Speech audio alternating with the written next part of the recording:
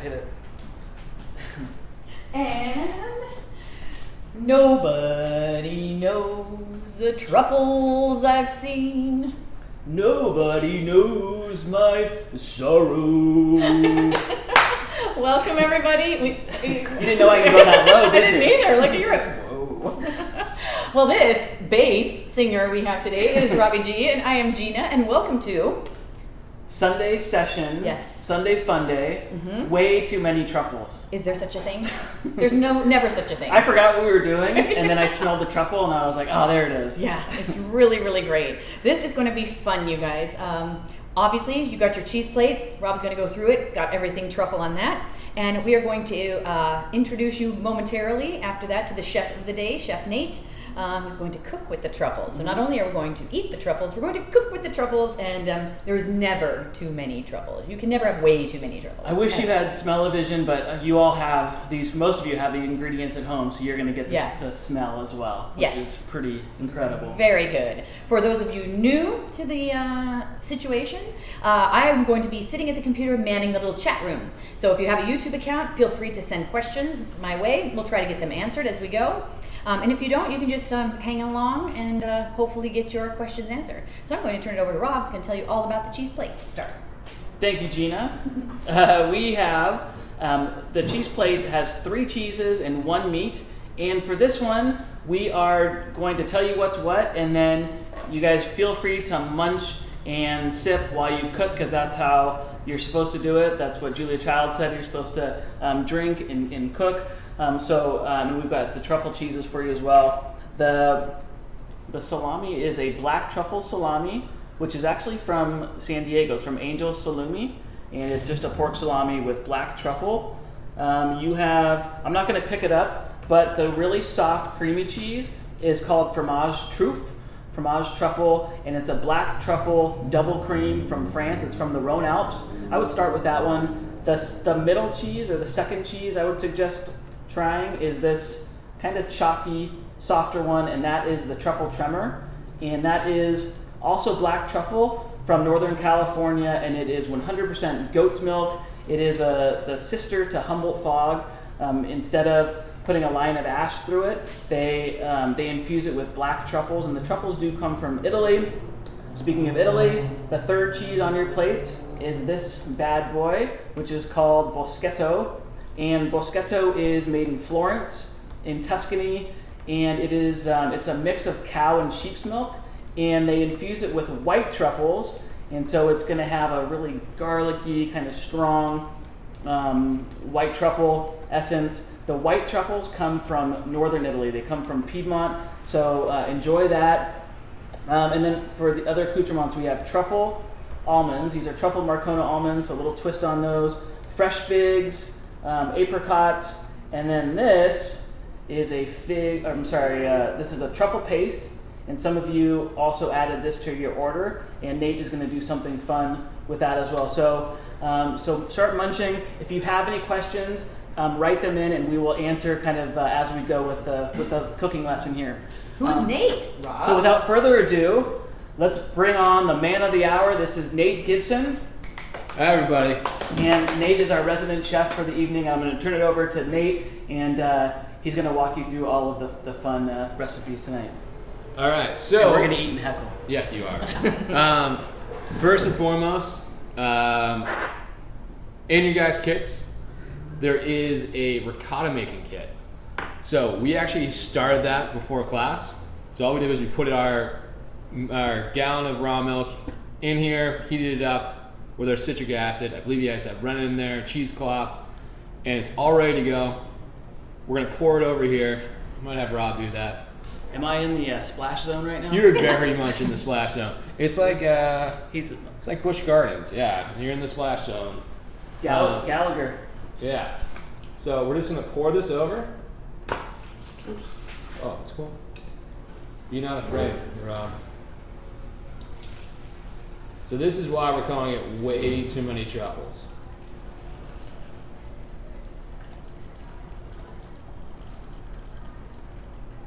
Whoa, look at that. Oh.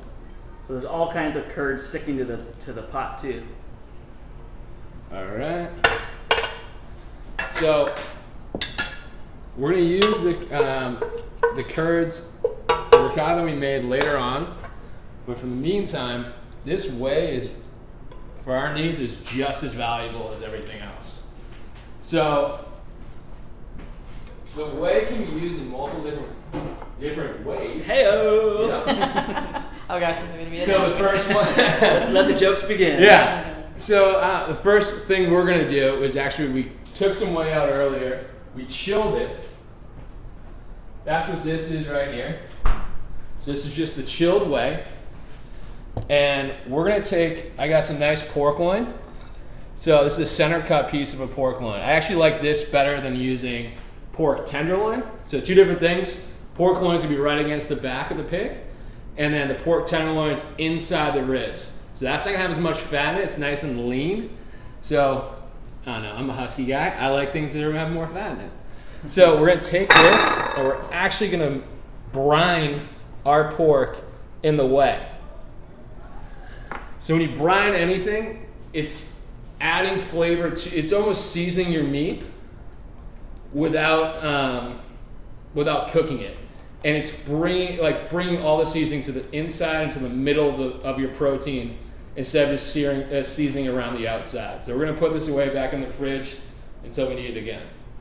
Nice, Nate. How long would you suggest brining it? If you were Yeah. in a perfect world. So in a perfect world, it all depends on how big of a piece of meat you're gonna use. So for our case and purpose in this one, an hour, 30 minutes. You don't need a lot because it's not a big piece. If you're using a bigger one, I would say you could go like 3 hours. If you're using something very large, like a whole ham, sometimes you brine hams for a month at a time. Wow. So next we're gonna get started on a risotto. Kind of in this pot right here, I'll put this down so you can see it. I just have a little bit of pork stock. And so with the pork stock, I just have it so it's nice and warm. I'm gonna turn our burner back on, and I just want this on low.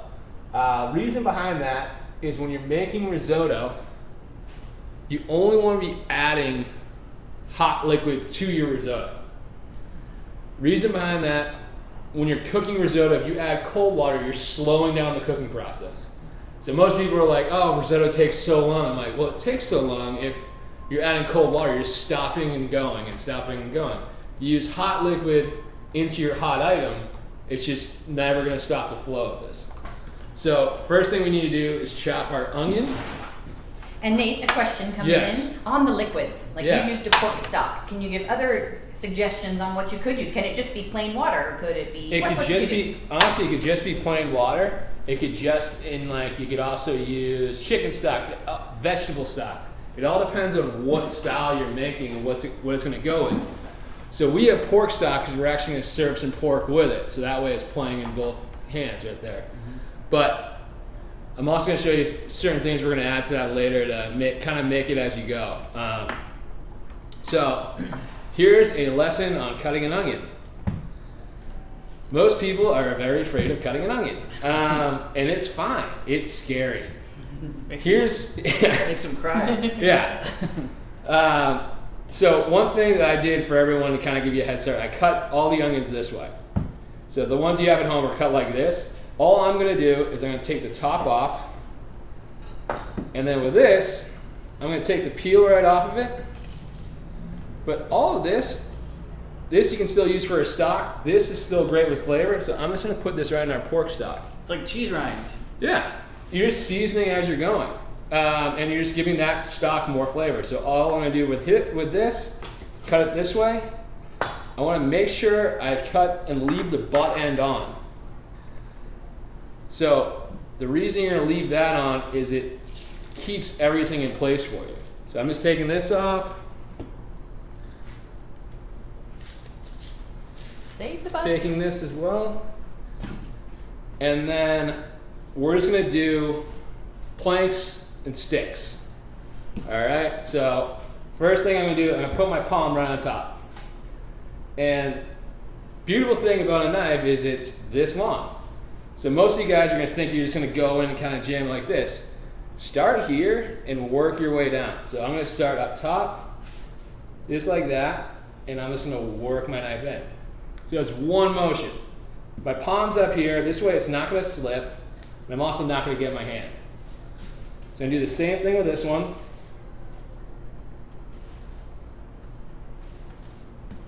And then I'm gonna go back and I do my sticks. And when I'm cutting this onion, I want it to be pretty small to kind of be close in size to our rice kernels. Is that the right term, rice kernels, or just the rice itself? I don't know. I'm not sure. I honestly never thought about it. Rice grains. Yeah. Is this how they make the bloomin' onion at? No, I'm not. I can't tell you that. Outback called me last time and we're like, need to stop giving away our secrets. Yeah. Everybody should invest in an onion knife, though. I think. Yeah. So. What about real quick, Nate, on the onions? Yellow onion, brown onion, sweet onion. All right. So for this, I use yellow onions for cooking onions. They're the most mild and they aren't going to overpower anything. White onions are fine too. Sweet onions, again, are going to be sweeter. I don't necessarily want this to be very sweet. So I'm just using a regular white onion. When you get to this part right here, just cut down. You're just going to do the same thing. You're just going to keep cutting. But it's all just preference, right? If somebody, whatever direction someone wants to go, they can mess around. Absolutely. Hey, this is everyone's risotto here. Yeah. So what I am going to do, because I told these two earlier, but I was reading up on the history of risotto, and we have to sit through this again. So fun fact, guys, history of risotto. It started, I need to say, rice got brought over a long time ago to Italy, and then Italy and the Po Valley is like one of the biggest producers of rice in Europe.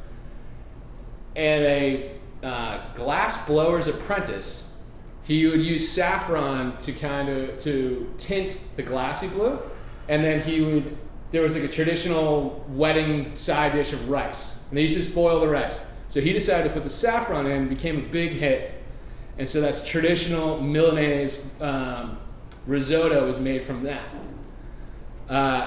But the fun thing is, when you make cheese, we also cheesemakers use annatto seeds to do the same thing. So they use annatto seeds to change the color of the cheese. So anytime you get an orange cheese, it really doesn't taste any different than a white cheese. It's just colored with annatto seeds. So anytime everyone goes, I don't like orange cheeses, guess what? They taste exactly the same. I only like white cheddar. Yeah. So when they traditionally made the Milanese style risotto, they used bone marrow, and that was the fat they used in the beginning. So we have a little bit of duck fat here. So we're going to put that in the bottom. Could you use butter, ghee? What I would use, you could use ghee. If you're going to use butter, put oil in first. Reason you want to do that is if you put the butter in, it's going to brown, and you don't want it to brown. So when you add oil, then add butter to it, it brings the smoke point of the butter up a little bit, so it won't burn at all. So I just have enough to coat the bottom of this, and what I'm going to do now is I'm going to add my onion. So you want to cook the onion on a little bit ahead. Now I'm just using a pot for this. You'll see why later.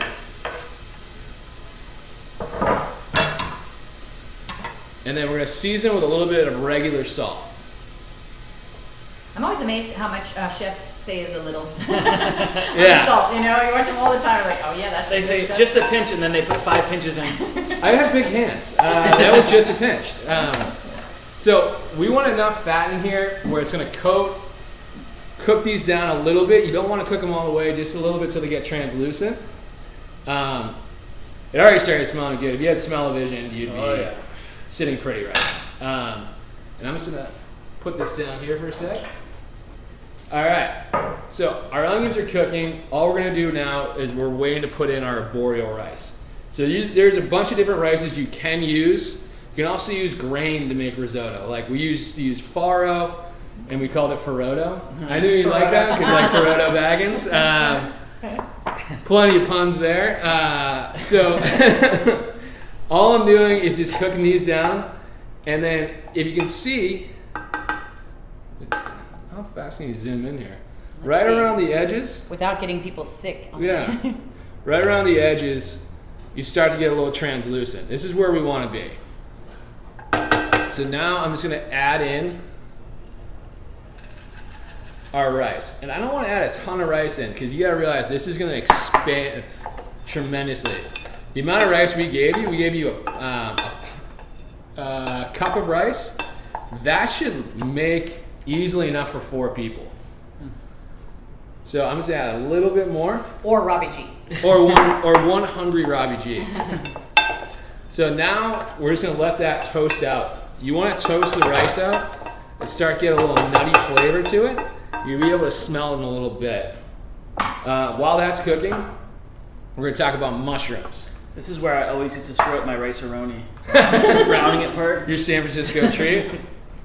So the mushrooms you guys have in your kit, these guys are oakwood shiitakes, and then we have creminis, and the last one are these wild-looking ones called beechwood mushrooms. So all we're going to do with this is I have a little towel that's a little damp, and to clean them, I don't want to soak them in water because they get waterlogged. So I'm just going to brush the top of them, and if you can see, that's how much dirt's coming off. So you just brush the top. As far as these stems go, take this, boom, we have it right in our stock. So you don't need the stems, they're a little woody. So I'm gonna take those off and I'm just gonna add them to our stock. So we're adding more and more flavor to that, and we're gonna bring that into our risotto. So we're never gonna lose flavor. So there's those. For the oak woods too, you can actually leave a little bit of this stem on. So I would just take off just the tiniest bit, and you can leave the rest on. I love how nothing goes to waste. No. It's a Yeah. And when we cut these, we're actually going to, I want to keep them a little bit bigger because we're going to saute them out later.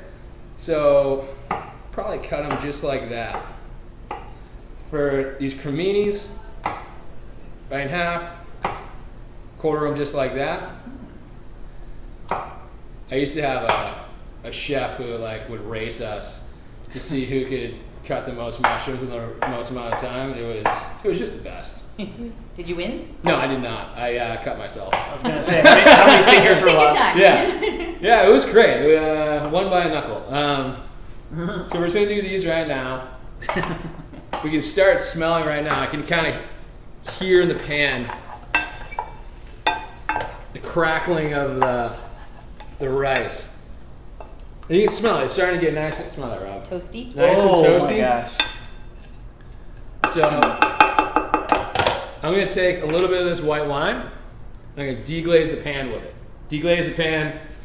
All you mean is you're adding usually wine. You can also add stock, and what you're doing is you're removing all the stuff from the bottom of the pan. So I'm just going to add a little bit of wine. And would you use always white? Could you use rosé? Could you use another liqueur? So picture this of whatever you want the final result of this to look and taste like is the wine I'm going to use. So if I want like a little heartier kind of risotto, I could use red wine. I also have used vermouth before, sherry, things like that. It all kind of depends on your final take on this. I don't want, because we're using a lot of mushrooms and we're using truffle, I don't want to take away from the truffle flavor all that much. And I also wanted to keep that really light color.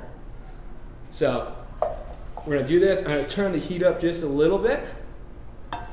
And the biggest thing you're going to learn about risotto is you don't want to add a lot of liquid right away. It's not rice where you're going to cover it and cook it. You want to create gluten and create this really nice, thick, creamy risotto. And like the funny part is everyone thinks there's cream in risotto. There's no cream in it. The creaminess comes from agitating the rice. That's why everyone's constantly stirring is you're getting all the starch to hit each piece of rice together, they're getting more and more starch, and that's what creates this really creamy kind of flavor to it. So you have our stock going over here. Turn this up a little bit. And then we're gonna keep this cooking. The other bozo move I did, I accidentally wrote down the wrong cheese name on this cheese I gave you guys. I wrote Bosqueto. This is Moliterno. I got there at 6 and I got a little bit goofy brained, and this is Bosqueto. Bosqueto, Moliterno. Same but different.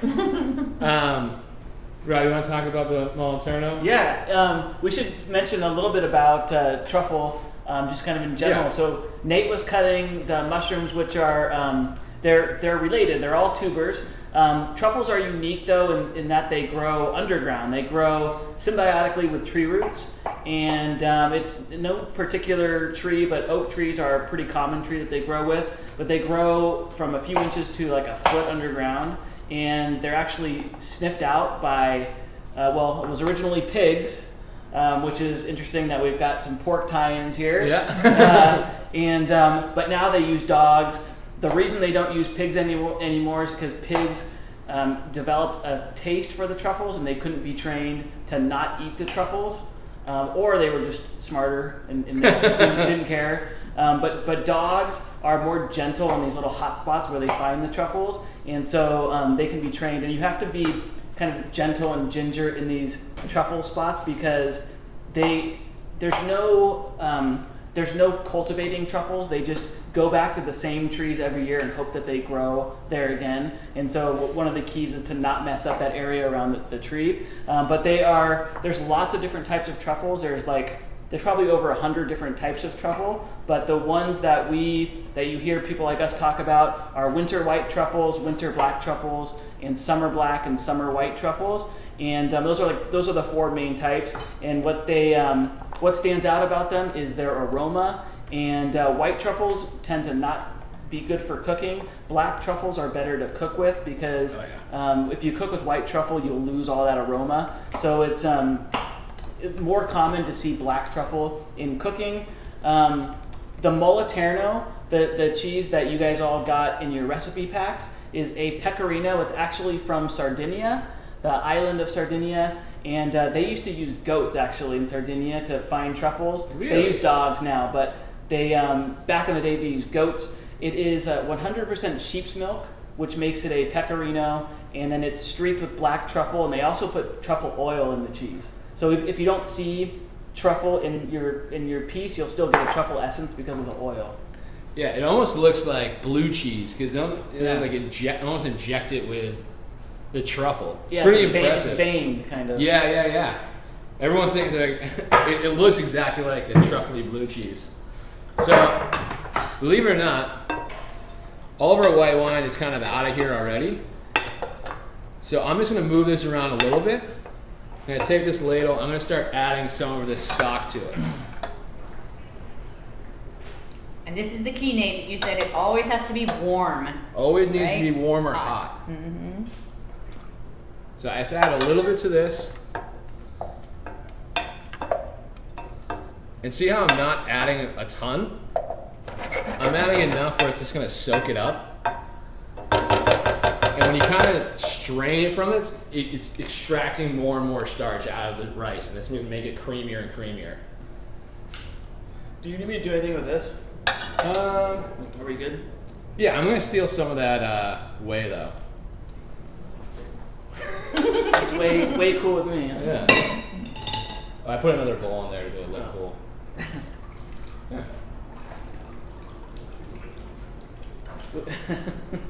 Actually, let's do it right here. All right, so put it on my plate. It's fine. yeah, no, you'll eat later. So I'm gonna take a little of this and put it in our stock. So this whey has all the greatest flavors of milk, cream, cheese, basis of all this, and it's gonna add a lot of depth and creaminess to risotto without actually adding any milk or cream to it. Could you add milk or cream? If it's more? I would say no. And I'm not Italian, but I feel like my Italian friends here would back me up on this. The creaminess of your risotto should come from properly cooking it. Spoken like a true chef. Spoken like a purist. Yeah, I've seen like people do the move where they'll add like a little bit of cream if it doesn't come out all right, and like That's the easy way, though, isn't it? Isn't that the softer, easier way? yeah, but It's all about technique. you know what? I feel like everyone's becoming masters of so many things now. Like quarantine, how many people made sourdough bread? Pickle. Like everyone's pickling, everyone's making sourdough something. I'm guilty. I made some sourdough banana bread that was fantastic, but yeah, no. Oh, that was good. Thank you, by the way. Oh, you're welcome. You like that one? I toasted the oats in that. Nate, question came up Yeah. about the garlic. Lord, Yes. was wondering, are we getting that in there soon? So I'm gonna use. That's gonna come in a little bit later, but you can throw a couple cloves of garlic into your stock. I don't usually add the garlic into the risotto right away. It can burn. It can burn really quick. So I'd rather add it if I'm going to add it to a little bit towards the end. But I'm mostly going to use that to roast out our mushrooms. So our mushrooms are going to be really flavorful. And I'm almost going to treat them like protein itself, where you're going to use that. You have a little bit of thyme. And you have garlic, and we're going to use those to actually roast out the mushrooms and give them a ton of flavor to them. Sometimes in the pandemic, it feels like we have nothing but time. Yeah. All right. Good. Wish I could have that time back, you know? No regrets. Yeah. No regrets. No regrets. All right. So now I'm just gradually adding more and more to this. And I will say it smells pretty darn good in here already. It sure does. But yeah, as far as proteins with this, you can do anything. Like in Venice, they make squid ink risotto and they do fresh squid in there at the end, or you can do a lobster one with lobster stock as your liquid, and you can just do some roasted lobster tail on top. Also, like a big thing with risotto is like, depending on where you are, some people have it as a first course, other people have it with their main course. So a traditional one, kind of in northern Italy, is like braised oxtail or ossobuco, and like then they'll have this really nice risotto with it. So it's just the fun thing about this. I hate to say it, but it's almost like making a pizza where like you can make this any way you want it to taste. For our circumstance, this is kind of like the fun way to do it. Nate, Bryce has a question. A good substitute, if you don't have stock handy, could Yeah. you just have water? Could you do soy sauce, fish sauce? Would you do anything to kind of give more flavor than just water? Yeah, honestly, like as we're doing right now and showing you, if you just had water and we just put all those the onion pieces of onion in there, the mushroom stems, anything like that, you're actually creating stock already. And most of the flavor doesn't happen until the very end. This is just adding depths of flavor early and as much as I can. But like for a lot of risottos, you can just use water and then at the end put all your flavoring in there, and that way it just stays nice and bright. What are some other things you can use that people might have around the In the house? pantry, like, yeah. like Oh, cheese rinds, right?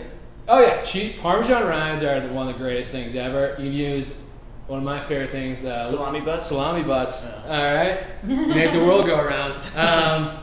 You can use some of those. You can also use, let's see, like if you have like beef bouillon cubes, if you have even honestly like some leftover. You want to make a fish one? You have leftover fish in the fridge. If you have leftover vegetable, kind of just anything you want to add in there.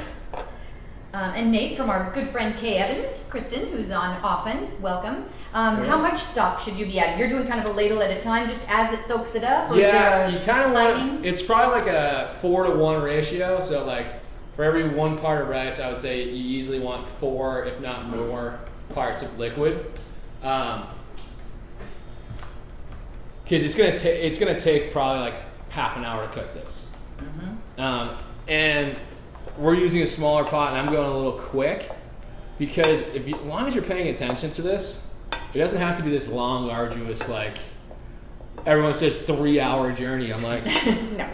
30 minutes, you can get some great risotto happening. Glass of wine. Exactly. Between each ladle. Yeah. So they've actually make risotto spoons. So they'll have a line right down the middle of it, so that way when you're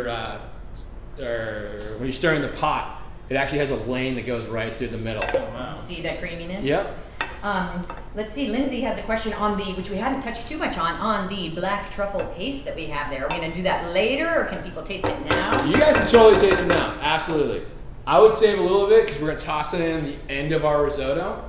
That's gonna be kind of like a finisher on it. Yeah. Yeah, just try a little bit on just on a cracker. You don't really need to put it on the cheese or the meat because it's already got truffle in it, but just to taste it. Yeah, even on the like you have some figs in there too. That's true. That would be good on the fig. But you try to put some fig in there as a little truffle relief. Yeah.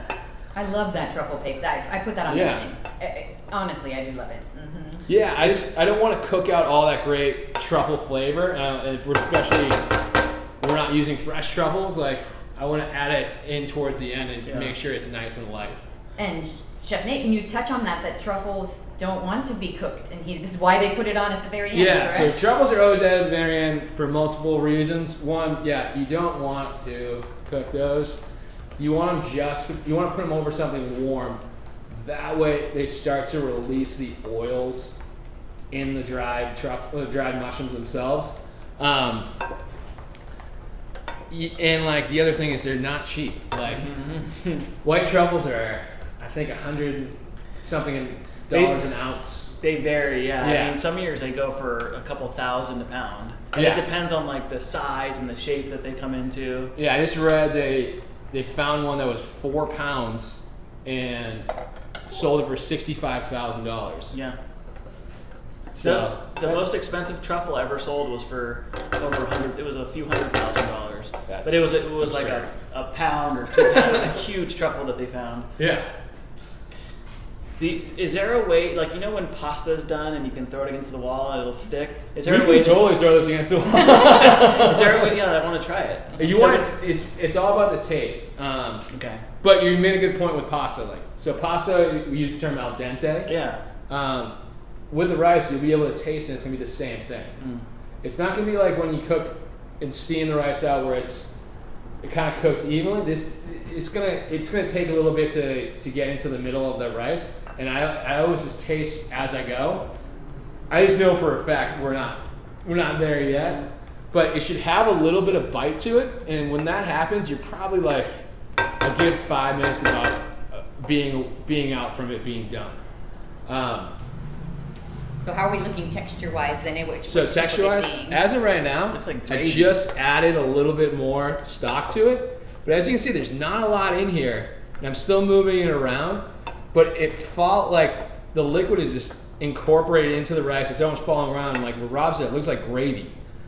So that's all thickness that's just happening. You can see the bubbling where it's that nice, that's just all starch from the rice. The smell is amazing. Yeah. Can you cook it too fast or slow? It doesn't matter. Really just keep it stirring and keep adding the liquid. Yeah, I like to keep it stirring. You can try to cook it too fast and it just turns into mush. You want the rice to still hold its integrity. You can see when you hit really bad risotto when it looks like mashed potatoes. So like traditional like Milanese risotto, like you should be able to pour it and it will just ooze out on a plate and have a perfect rim around it. I used to work when I first learned how to make risotto, I worked for a chef who, like, and we're going to do it later, I always had to toss in the pot. I wasn't allowed to use a spoon.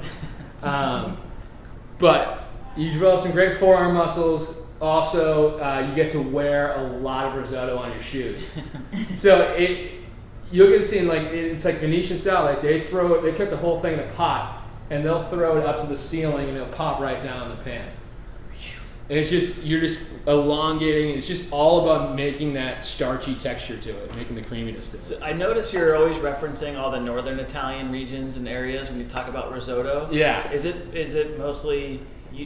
Is it known more for in the north? It is. It started up there more, and that's where it's mostly grown. And then they moved down south, and so like a lot of if you're gonna have it down south, it's definitely seafood related. So Yeah. they're all a little lighter. Yeah. These ones up north are gonna be, that's where you get the more roasted meats, tons of mushrooms. It's just when you have that warmer temperature down there, it's kind of a heavier dish. And you hear a lot about like what dishes that truffles go into, and risotto is a big one. Yeah. And risottos are known to come from the north, also from central Italy, but the big hot spots in Italy are in the north, like in Piedmont. Yeah. Interesting. Yeah. I think you're pretty interesting.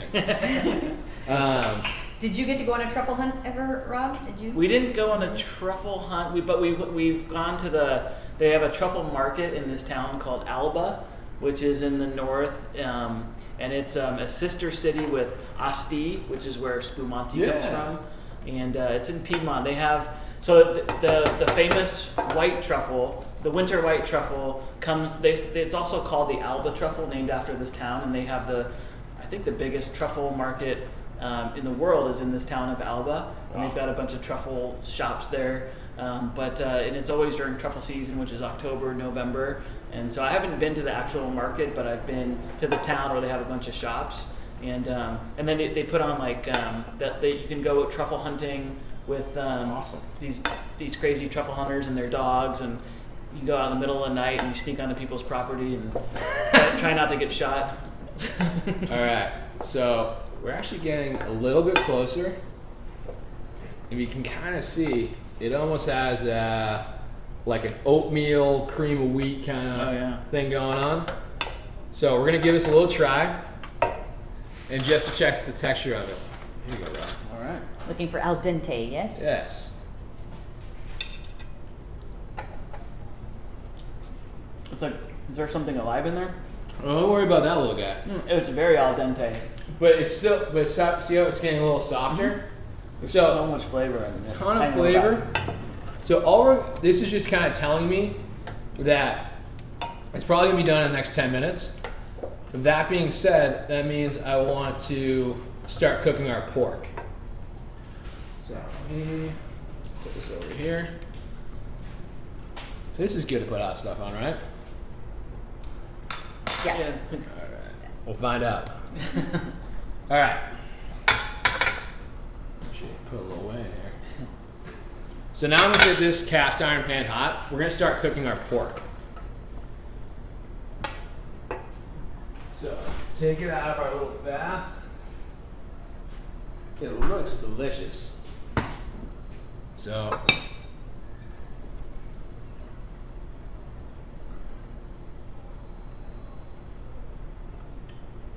what you can't see, I'll put it up closer. It's starting to plump up a little bit. It started to plump up because it started kind of accepting the way into it.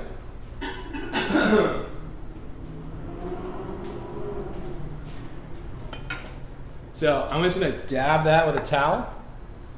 And talk about that, Nate, keeping meat dry when you cook, So right? you always want to get a good sear, you want to make sure your meat is dry. So anytime you brine it, you always want to either rinse it off or dab it off, because that brine is just going to stick around the outside. So I'm just going to dab the top of this. I'm going to hit it with our salt. I'm going to dab the bottom as well. Hit it with the salt again. All right. Wait for our pan to get a little bit hotter. And then, just because when in Rome, I believe I use that right. Except we're not in Rome. I'm going to use a little bit of duck fat in the pan as well. So things are now starting to come together, folks. Always duck fat. And when in doubt, duck When fat. in doubt, duck fat it out. Duck fat fries, duck fat pork, duck fat risotto. So I add a little bit. We're almost to the end of our risotto as far as it being done. I'm going to add a little more stock. Get rid of our mushroomy friend. And then while that cooks, we're going to turn the heat on this guy. Oh, yeah. Kick it up a notch. Yeah. Always put your hand over the pan first to see if it's hot, because you want to make that good sear. Other thing you can do is you can kind of just put the meat down like that. You're not hearing any sizzle. Does it mess It's it up not if ready. you put it down too soon? You're just not going to get good sear. It's when you get that like opaque, like kind of sad looking situation. I'm gonna turn our risotto down a little bit. And then because we have this nice fat cap on our pork, I'm actually gonna put it sounds crazy, I'm gonna put it fat cap down. And it sounds weird to do that, but the reason I'm gonna do that is it's gonna start rendering out all that fat and get that nice and crispy. So there's nothing wrong with nice crispy pork fat. Oh, There's a lot of homemade pork rind. yeah, that's how you get those nice cracklings in there. Wipe the drool off your broth. Yeah. So our risotto is still cooking. We just turn the heat down a little bit on it. Do you think, Nate, it's a greater sin to overcook or undercook your risotto? Greater sin to overcook your risotto. Oh, okay. The best thing would just be cook it properly, but if you undercook it, you can always cook it longer. If you overcook it, now you made arancini's. Polenta. Yeah, so, but that's the fun thing. If you overcook your rice, lay it down on a tray, put it in your refrigerator, make arancini's out of it. So if you haven't had an arancini, it's just a fried rice ball. Yeah. So you can take those, roll them together, stuff a little piece of cheese inside of them, bread them and fry them. Great little treat, you're right. Did it hurt you? Splash zone. Yeah. It is a bit of a Gallagher show right now. Nate, we forgot to put an ingredient in. Could you add it now? Like some mushrooms or something? Yeah. Yes, add anything, right? And to flavor. And, Yeah. Mm-hmm. So as of right now, we haven't missed anything yet. I'm just gonna cut the rest of this onion up a little bit. Just kind of the same size as our mushrooms. And then I'm just gonna take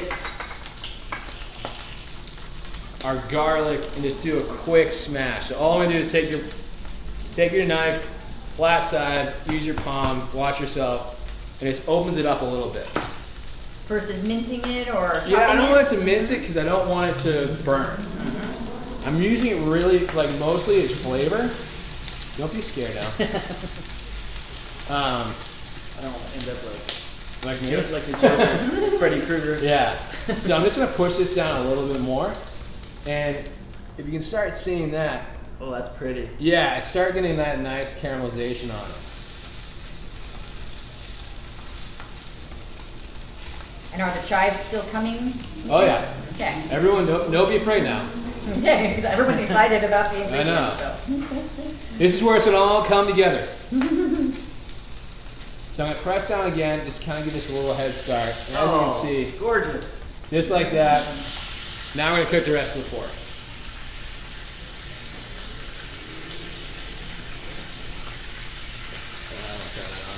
But you had smell-o-vision right now.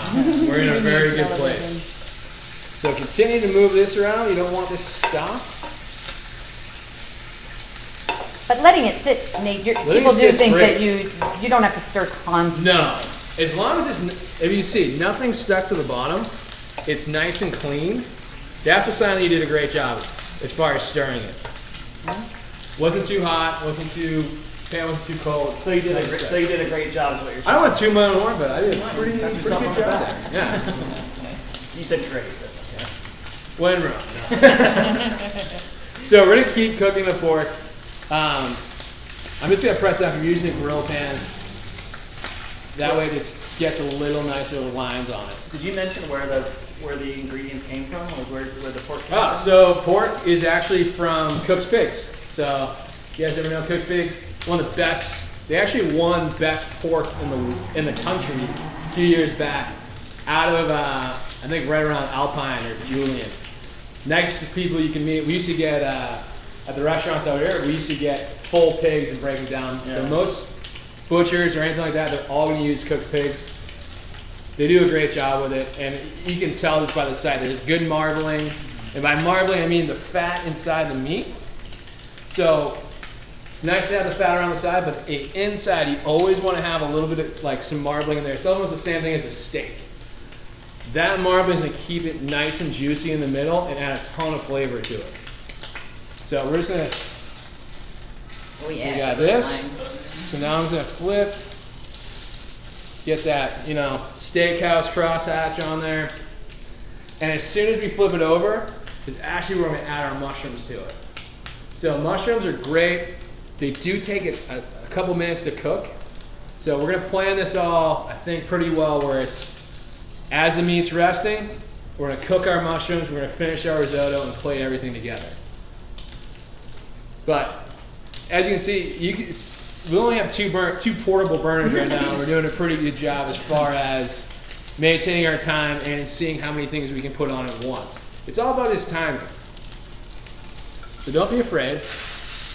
All right. Ooh, yeah. So, in case you can't see at home, got some nice cross hatches on there. We're gonna flip the pork over, and I'm gonna start adding our mushrooms. Don't forget that little guy. So, these mushrooms are now cooking in all that lovely pork goodness. And the steam from the mushrooms is actually going to help cook the pork a little bit faster. I don't want to overcoat it, but I want to make sure that I get enough in here because they'll cook down a little bit.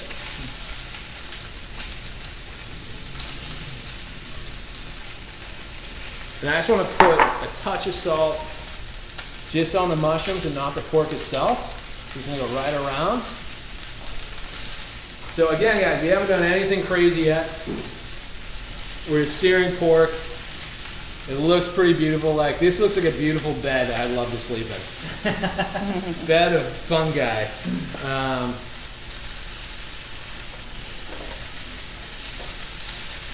But this is, if you're making a different protein, this is the time to cook it. While this is resting, this is going to cook. And by the time this is done, this will be ready to go.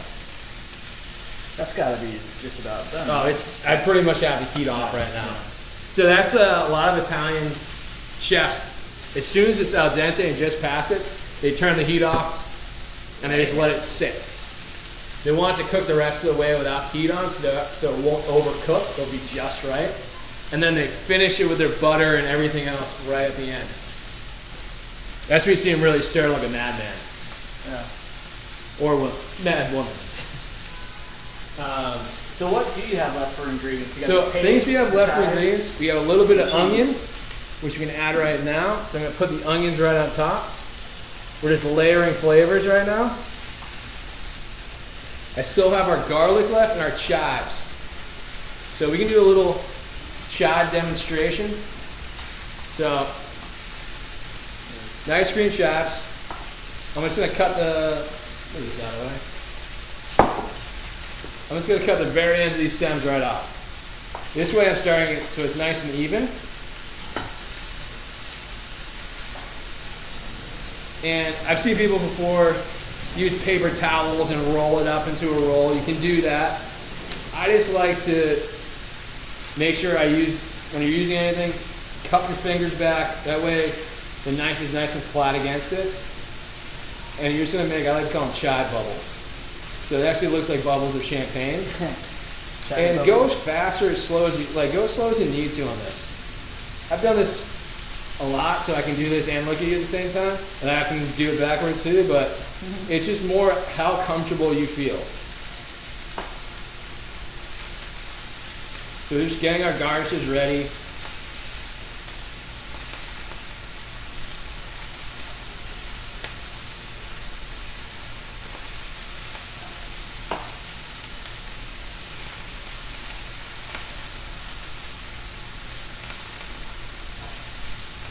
Plenty right there. The rest of these, you can cut down to the tip.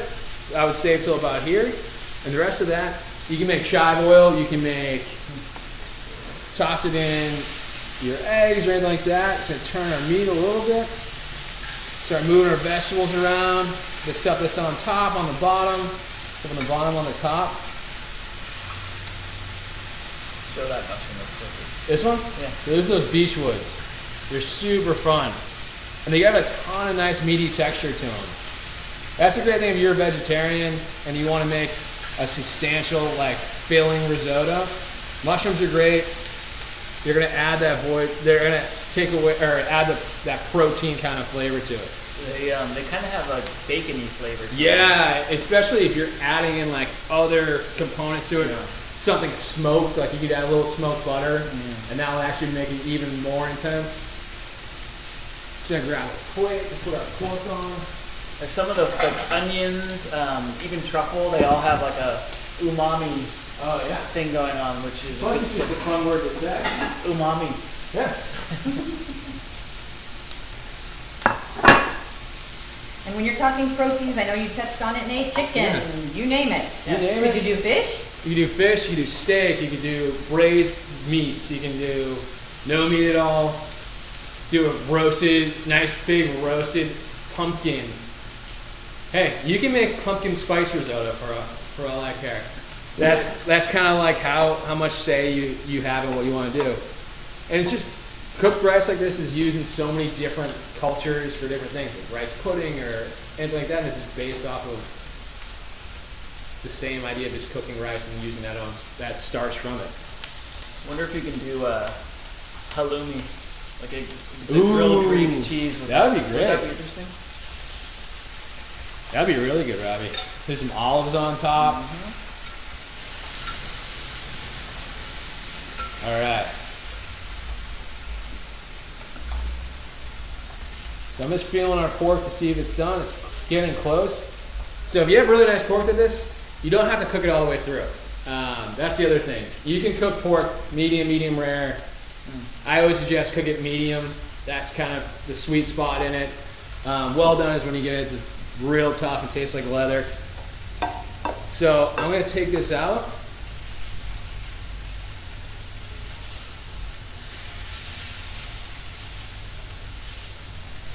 Is that like Probably like one more minute.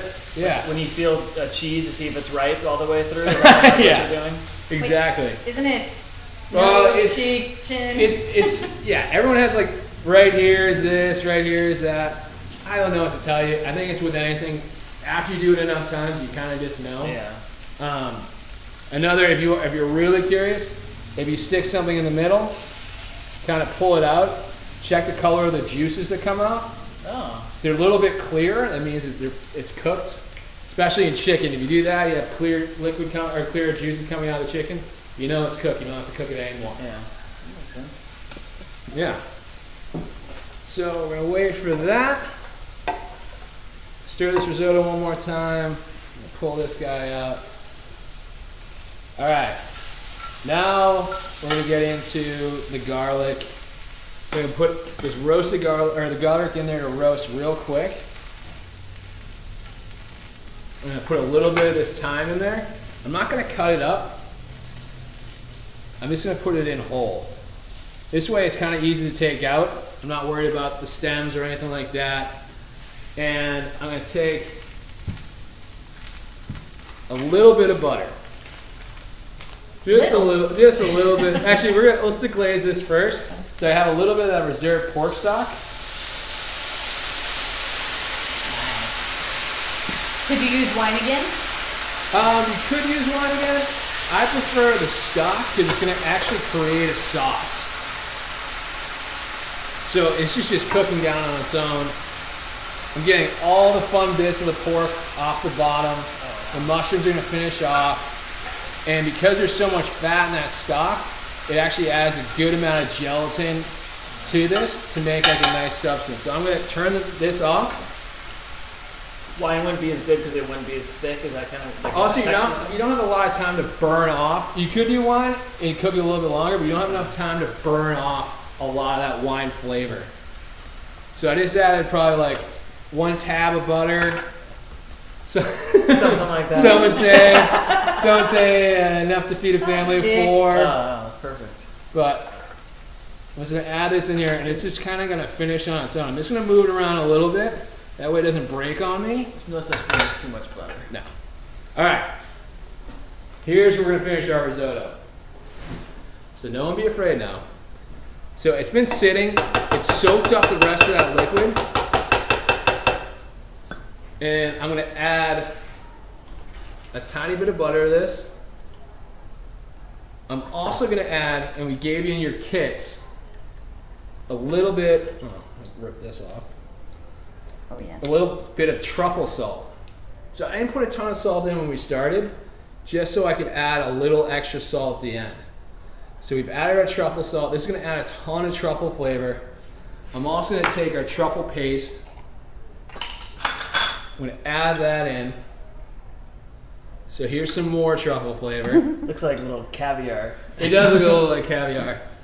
Alright, I'm going to stir this up a little bit. And I can just tell by looking at it, it's touch, in my opinion, touch stiff. So what I'm going to do is just add, because the stock's still warm, I'm just going to add a little bit of the stock to it. Kind of bring it back.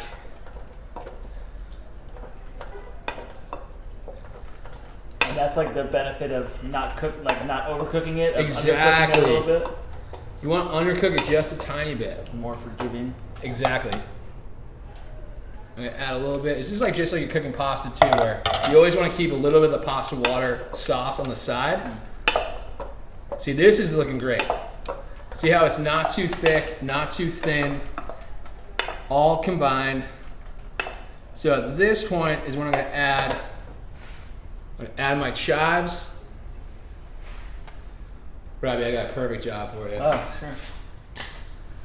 You want to grate some cheese in there for me? The best part. So we're gonna grate in some of the Moliterno cheese.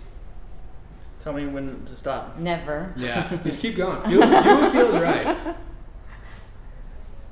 mean, I don't want to overdo your. No, you're good. Keep going. Overdoing cheese? Yeah. What? All right, that's great. So this is where it's gonna get that creaminess from, that cheese right there. Oh, that's. But look how thick this is. We haven't added cream, we haven't added flour, we haven't added anything. We just moved around rice in a pot. So I'm gonna try to do this. You need more cheese? Not right now. So I'm gonna try to. Uh-oh. Here we go. Hey, All right, we're gonna move this around a little bit. I'm gonna do slow-mo? slow now. Yes. I used to make all my line cooks do this when they had to cook risotto, and I feel like they all hated me because of it. But see how I'm just creating more and more gluten By tossing it around. by tossing it, moving the starches around. You know what And they do with pizza? no, Same because idea. that's dough. So, in my opinion, this is ready to go. RobbyG, Oh. give it a quick little My pleasure. taste for me. Oh, holy wow! Truffles? Wasn't- Everything. You can taste everything. And it's not. See how it still has texture to it? The chives still have tons of texture because you put them Yeah. in. Oh my So God, this that's is how so you good. know you did it right. So I'm It's just got gonna everything. empty that up just like that. And if I shake the pan plate just a little bit, it just evens itself out. And you notice it doesn't really bleed out on the sides. It's nice and even. It's very truffly. I mean, you got Very paste, truffly, but not over the cheese, top. Salt. We're gonna take our pork. We're gonna just rest it a little bit. Look how perfectly cooked that pork is. Show them the inside. So pork just looks like that. I'm gonna cut it nice and thin. Don't film me right now. Don't mind Robbie. So we do a little bit of that pork on top.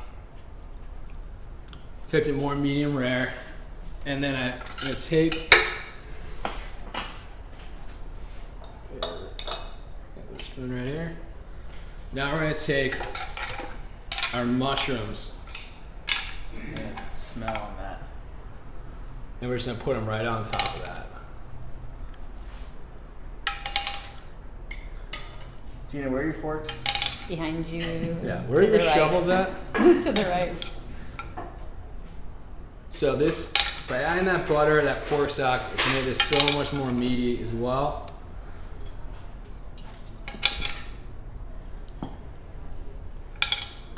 Alright. I'm gonna take a little bit of that sauce, I'm gonna go right around and on the top.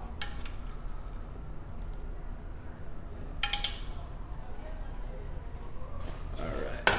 The last thing we're gonna do, a couple more chives on top to add a little bit of color.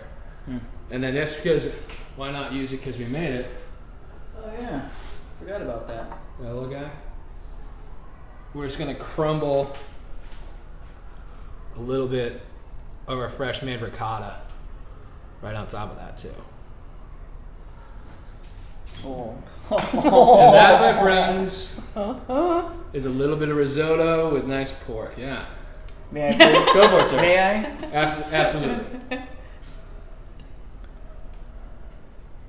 I want to get more of everything in that. Oh, we do this for you. Can you just feed me? But that's it. That's the easy part of how easy risotto is to make. Nate, could we have added garlic and thyme to the risotto too if you weren't making the pork and stuff, just Absolutely. to add that flavor again? Well, if you're gonna add it into the risotto, what I would do is I would make sure I cut it and I would add it in the add the garlic in towards the end. That way it has enough time to cook out some of the flavor without burning.